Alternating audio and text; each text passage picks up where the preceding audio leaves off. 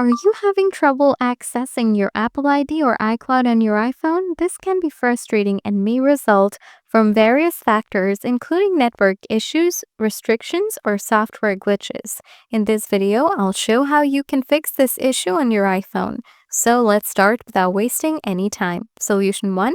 Check your Wi-Fi connection. Open any browser and go to fast.com to check your internet speed. If your connection is slow, try turning on airplane mode, wait a few seconds, then turn it off. You can also try switching between Wi-Fi and mobile data.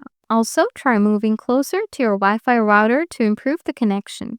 Solution 2. Check for restrictions. Open Settings on your iPhone, scroll down, and tap Screen Time. Scroll down, tap Content and Privacy Restrictions.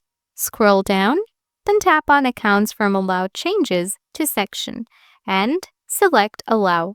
After that, restart your iPhone and check if the issue is fixed. Solution 3. Update iOS. Open Settings, tap General, then select Software Update. If an update is available, just download and install it. Solution 4. Reset all settings. Scroll down and select Transfer or Reset iPhone. Tap Reset, then select Reset all settings. Next, enter your passcode. Now, tap Reset all settings from here. So guys, that's how you fix the can't access Apple ID or iCloud issue on your iPhone. If the video helped you solve the issue, smash that like button, and if you have any questions, feel free to drop them in the comments below and I'll get back to you real soon. Thanks for tuning in.